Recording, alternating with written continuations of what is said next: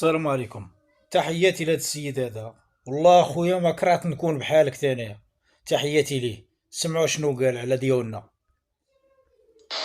شي قاعد يقول لي خدمت معاهم في المغرب كاملين. الله يعطي لكم العذاب دنيا واخره. واخا منكم ما درت ليا والو، ولكن بغيت لكم اخويا، بغيت ربي يلاقيها لكم بحياتكم كامل، تبقاو غادي غير السبيطارات وجايين.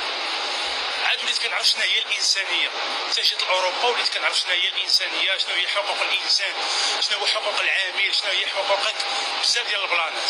كنتو دايرين لنا بحال الحيوانات تما، كتشدونا كتردمونا.